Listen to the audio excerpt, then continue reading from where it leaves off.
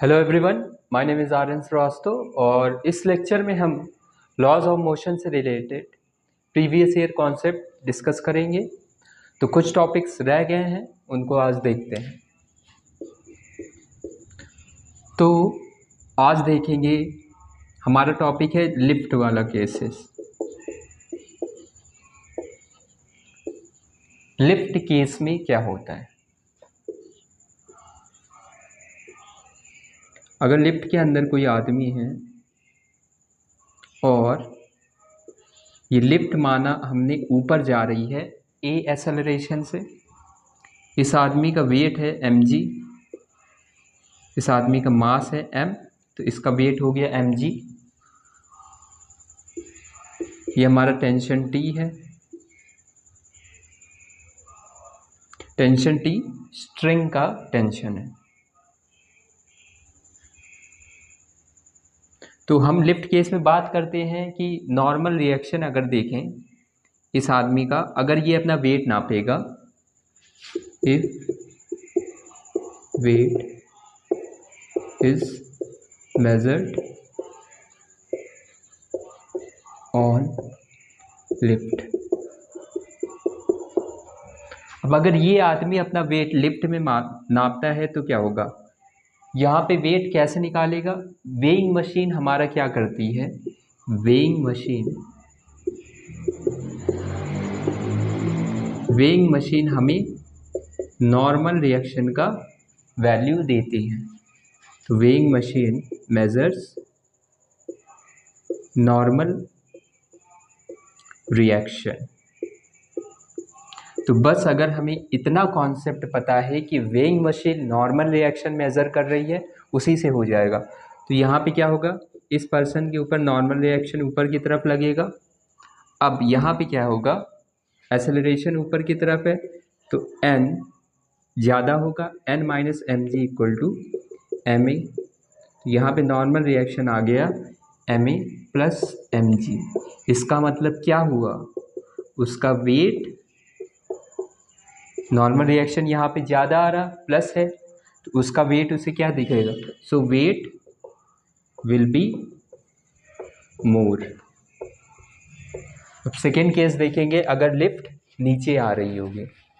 जब लिफ्ट ऊपर जा रही है तो हमारा नॉर्मल रिएक्शन ज़्यादा आया या फिर उस पर्सन का वेट ज़्यादा होगा। सेकेंड केस में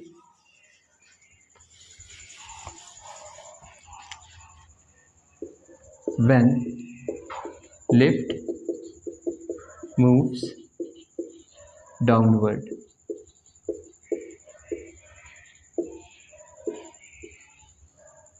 ये पर्सन, इस पे नॉर्मल रिएक्शन लगेगा, इसका वेट mg। अब एक्सेलरेशन नीचे की तरफ है, हमारा टेंशन T स्ट्रिंग का। खैर हमें नॉर्मल रिएक्शन की बात करनी। अब नीचे की तरफ एक्सेलरेट कर रही, इसका मतलब नीचे साइड फोर्स ज़्यादा है तो mg minus n equal to mass into acceleration. mg minus net force equal to mass into acceleration. यहाँ से n कितना आ गया? mg minus ma equal to n। तो यहाँ पे क्या हो गया?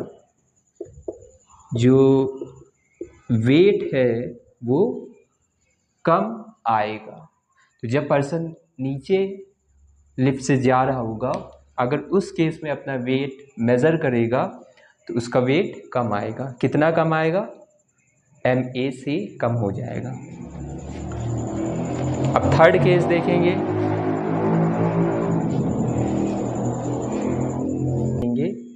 जब ये एक्सेलरेशन क्या हो जाए? एक्सेलरेशन ड्यू टू ग्रेविटी के इक्वल हो जाए। When lift moves downward with acceleration equal to g, जब acceleration equal to g होता है उसी केस को हम बोलते हैं फ्री फॉल केस। अब ये हमारा लिफ्ट था। अब ये फ्री फॉल केस में कब होगी? जब इसकी स्ट्रिंग ब्रेक हो जाए, जब इसकी स्ट्रिंग ब्रेक हो जाए। When string breaks, तो नॉर्मल भी हम कर सकते थे, लेकिन जब स्ट्रिंग ब्रेक हो जाएगी तब इस पर कोई भी फोर्स नहीं लग रहा, जब इस पर कोई भी फोर्स नहीं लग रहा तो हमारा क्या हो जाएगा, सिर्फ अर्थ की ग्रेविटेशनल पुल की वजह से नीचे आ रही है, ये स्ट्रिंग हमारी टूट गई। तो यहाँ पे एक्सेलरेशन क्या आया, जी के इक्वल। अब यहाँ पे वेट अपना मेज़र करेगा, अब नॉर्मल रिएक्शन और इसका एम जी नीचे की तरफ। अब इस केस में क्या होगा, M ji minus N equal to M A. तो एन हो गया हमारा एम जी माइनस ए, क्योंकि एक्सेलरेशन की वैल्यू जी के इक्वल है, जी माइनस जी, तो ये हो गया हमारा ज़ीरो। तो नॉर्मल रिएक्शन की वैल्यू ज़ीरो आई, मतलब उस केस में पर्सन का वेट जो आएगा वो ज़ीरो आएगा। जब नॉर्मल रिएक्शन ज़ीरो का मतलब पर्सन को क्या लगेगा, पर्सन विल फील वेटलेसनेस, उसे अपना वेट फील ही नहीं होगा। अगर उस केस में अगर बॉल को ड्रॉप करता है तो वो बॉल उसी पोजीशन पे रहेगी, क्योंकि बॉल भी जी से नीचे आ रही, पर्सन भी जी से नीचे जा रहा, तो बॉल पर्सन के रिस्पेक्ट में उसी पोजीशन में रहेगी। सो ये हो गया। अब हम एक क्वेश्चन देखते हैं।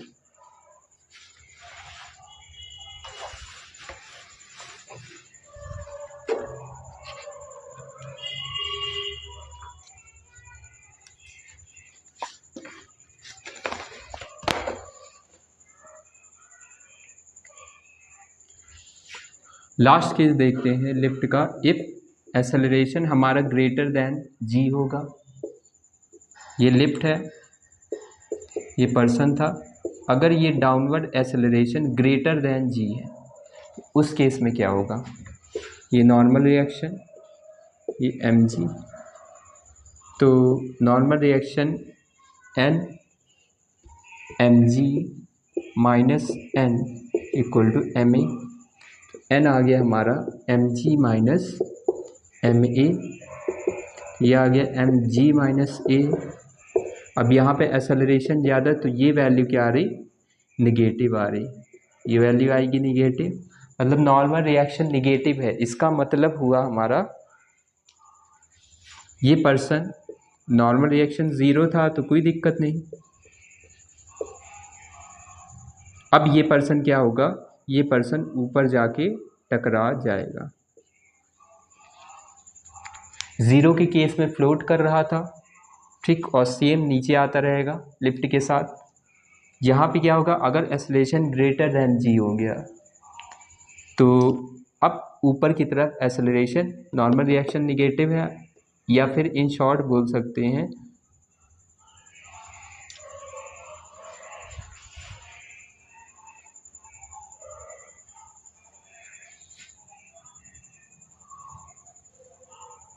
अब नॉर्मल रिएक्शन निगेटिव है। इस केस में क्या होता है कि पर्सन क्या हो जाएगा, ये ऊपर की तरफ उठेगा और सीलिंग से स्टिक हो जाएगा। पर्सन विल राइज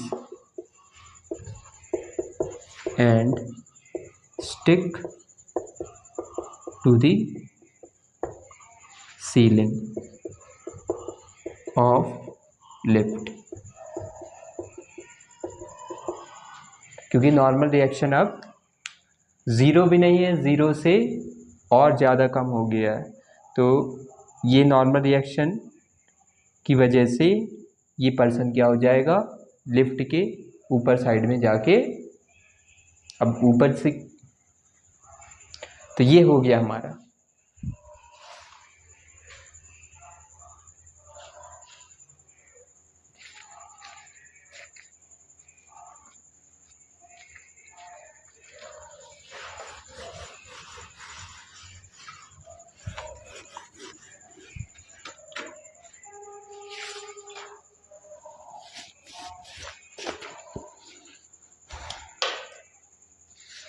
अब हम एक क्वेश्चन देखेंगे।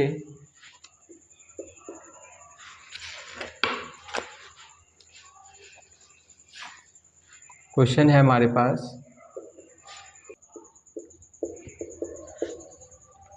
of mass 20 kg is holding a vertical rope. The rope will not break when a mass of 25 kg is suspended from it, but it will break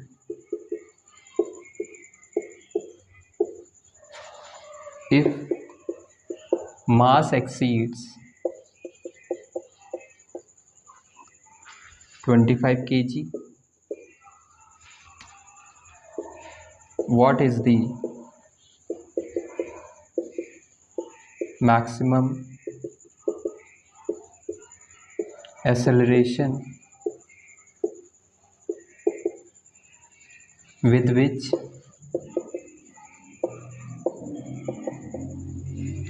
the monkey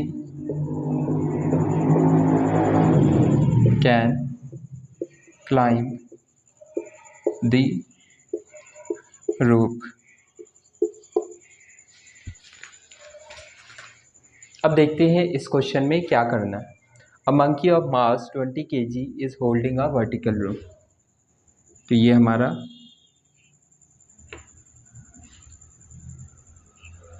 ये इस रोप को पकड़े हुए है,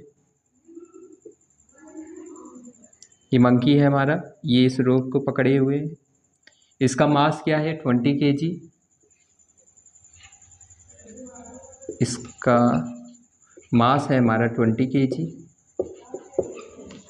the rope will not break when mass of 25 kg is suspended from it. जब हमने यहाँ पे 25 kg मास लटकाया इस रोप से, तो ये टूट नहीं रही। मतलब यहाँ पे मैक्सिमम टेंशन क्या है, क्योंकि यहाँ पे बोला गया 25 kg के बाद it will break if mass exceeds 25 kg। तो मैक्सिमम टेंशन कितना होना चाहिए 25। टेंशन क्या आएगा 25 g, ये t, तो t मैक्स आ गया 25 g। तो यहाँ पे क्या आ गया 25 g मतलब 250 Newton. What is the maximum acceleration with which the monkey can climb the rope? अब ये कितने एक्सेलरेशन से इसको क्लाइंब करे कि ये रोप टूटे नहीं। ठीक है, देखते हैं यहाँ पे। तो मंकी के अकॉर्डिंग क्या हो रहा, t minus M G equal to M A. हमने कंसीडर कर ली ये a एक्सेलरेशन से जा रहा। अब यहाँ पे हमें एक्सेलरेशन निकालना है। टी मैक्स कितना हो सकता है 250 रख दें। 250 माइनस मंकी का है 200 ma। तो ये आ गया हमारा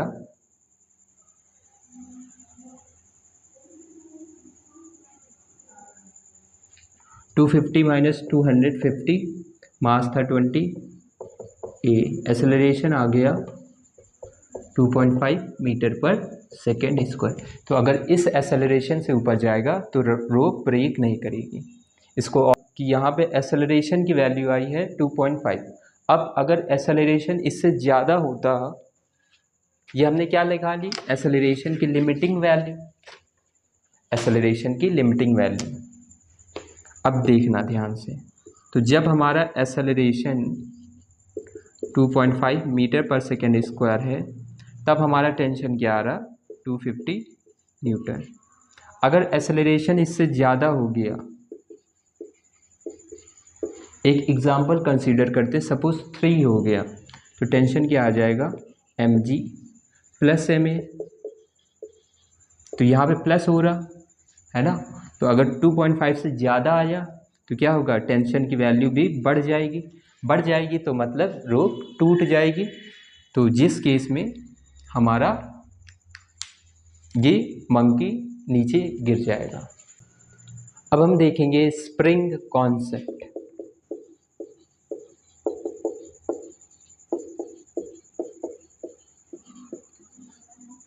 अब स्प्रिंग में क्या होता है, ये नॉर्मल स्प्रिंग अगर टंगी हुई है तो कोई दिक्कत नहीं, यहाँ पे अभी कोई भी फोर्स नहीं लग रहा। अभी हमने कंसीडर किया ये स्प्रिंग वेटलेस है, मतलब इसका कोई भी मास नहीं है, ये हमने कंसीडर किया है, मासलेस है, मासलेस लिखते हैं इसको। अब अगर हमने इससे एक मास कनेक्ट किया, ये मास कनेक्ट किया तो ये थोड़ी देर बाद नीचे आ जाएगी, अपनी ओरिजिनल अपने आप को स्ट्रेच करेगी, ये अपने आप को स्ट्रेच करेगी। सपोज x0 डिस्टेंस, तो स्ट्रेच करी तो यहाँ पे क्या हुआ, रीस्टोरिंग फोर्स लगेगा, तो रीस्टोरिंग फोर्स जितना लगा वो होता है kx, तो F स्प्रिंग लिख सकते हैं, kx ये अपोजिट डायरेक्शन में है इसलिए माइनस kx, तो इस केस में क्या है, kx हमारा mg के इक्वल है, तो यहाँ से x आ जाता है mg/k। तो एक तो ये कॉन्सेप्ट हो गया। अब दूसरा है, जैसे अगर ये ब्लॉक होते हैं हमारे पास, ये 1 kg और यहाँ पे स्प्रिंग लगी है, ये है 2 kg।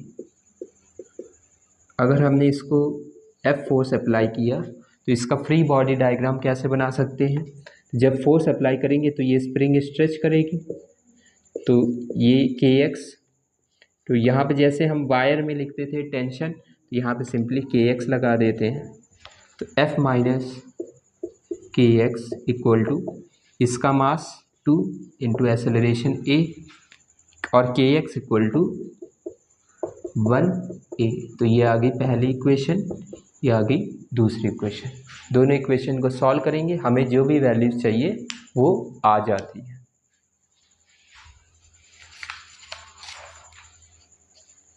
अब इसी में आता है कि स्प्रिंग बैलेंस,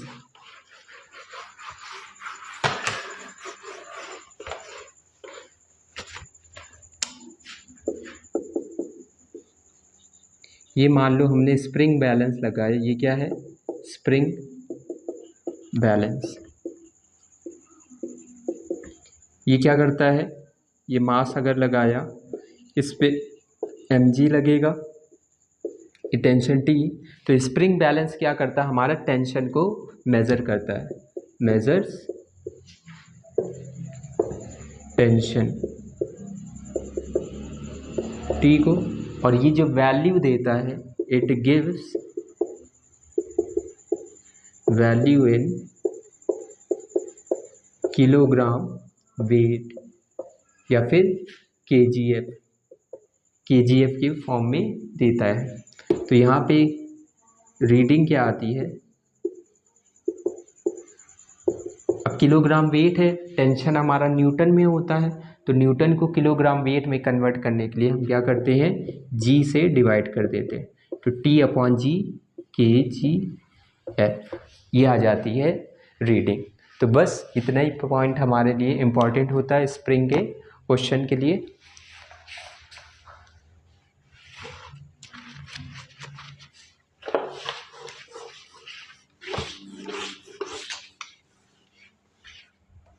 लास्ट कॉन्सेप्ट बचा है स्यूडो फोर्स।